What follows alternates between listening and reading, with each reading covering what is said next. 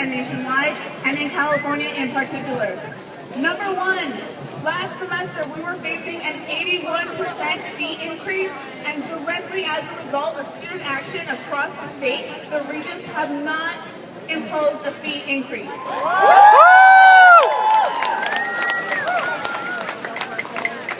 And that's directly a result of all of our collective efforts. Also, this semester we had the AMFO library occupation, who successfully restored the library hours through direct action. So I know as a person who has been around Occupy, there is a lot of skepticism. What do we want, and where are we going? Why are we here? What are our demands? But you know what? That is what we're building now, together and collectively. And to speak on the topic of where do we go from here, we have Blanca Mise. She is a graduate student. And she's also a member of UAW 2865 Grad Student Union. Thank you very much. So because today is not just an action here at Cal, it's an action that is happening in other schools in the DC, community colleges in San Francisco. K-12 teachers are rallying in the Mission Street with students, and we have heard about many other states that are finally also taking action, united for public education. Today is a National Day of Action of Occupy Education, and I want to say Occupy Education. Occupy is not dead. Occupy is here, and it's going to keep going. And I think today we need to ask ourselves, who is the 99% in this campus, and who is the 1%? You know, it's not a difficult question to answer, right? Like if you look at the national statistics, the average income of the 90% of the population is $32,000. The average income of the top 1% of this country is almost $500,000.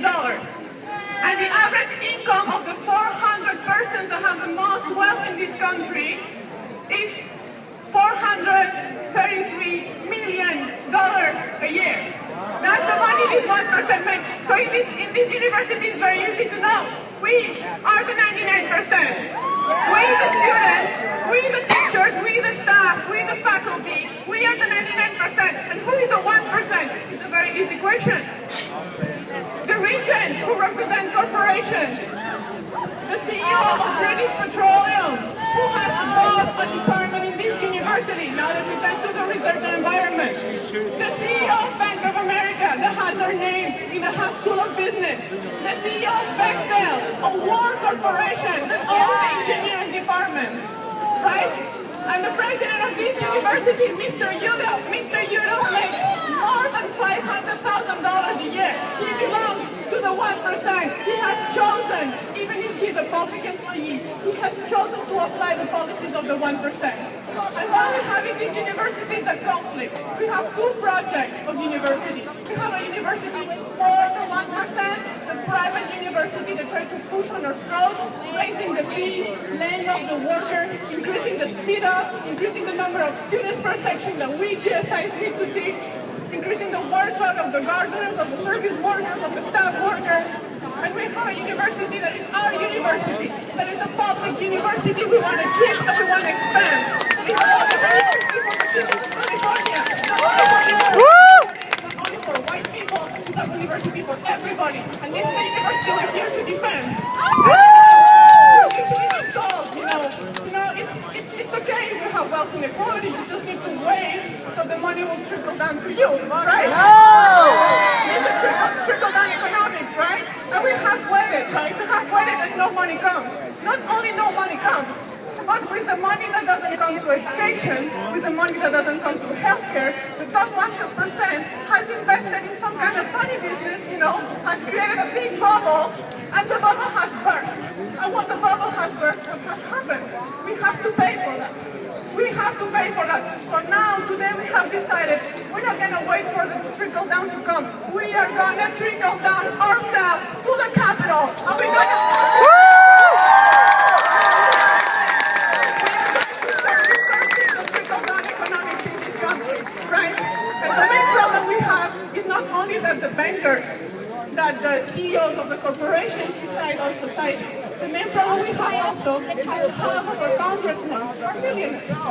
That the 1% not only has economic power, not only has material power, but it holds the political power.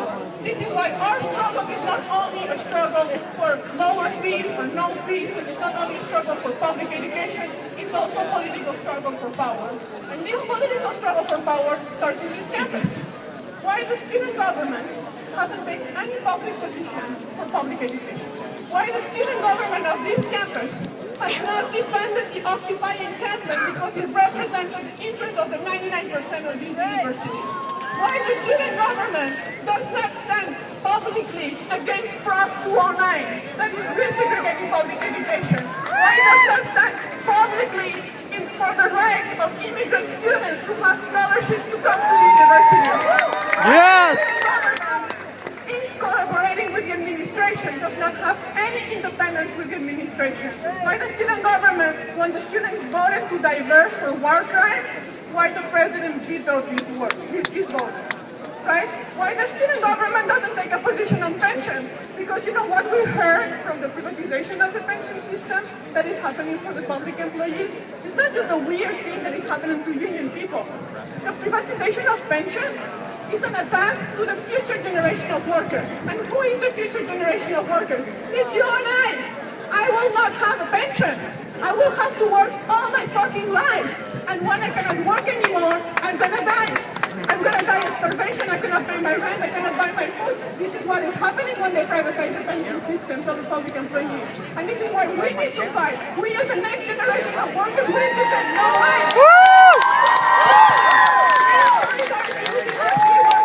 With the workers, with the empty workers, with all the staff, all the employees in this campus, with the faculty, we're gonna say, no way, you're gonna take away my pension because I still do not have a job. I still cannot find a job. And what I'm gonna do if I cannot even work, I cannot even retire from my work. Why the student government doesn't take a position on that? You know, they have not taken a position because they have never been involved in student affairs. But this year we're gonna have an alternative in this campus. This year there is a new political party that is being created by many activists coming from the labor movement, coming from the student activism. And the name of this party is Students for a Democratic University.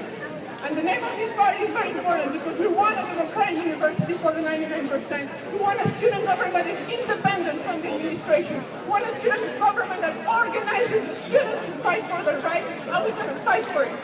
And let's be clear, I have no illusion. I believe because we're going to win the offices there, we're going to change everything. It's going to be the beginning of the fight. I believe that we can only rely on our struggle for mobilization. We can only rely on our power when we shut down the university and they're forced to listen to us.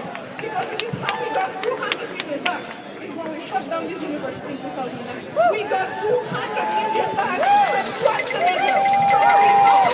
We got 200 million back. So we can get money back from the Democrats, I imagine, right? So, you know, if we win the elections, we might not win. It will be the beginning of the fight, but it will be the end of something. It will be the end of the control of our student organizations by the administration. It will be the end of the control of our organizations by the 1%. We need independent organizations to fight. So, let's begin the fight today. Let's march us to Oakland, with our brothers and sisters. Let's march to the Capitol. Let's occupy the Capitol. We are the 99%. We are 99%. We are the 99%. Thank you.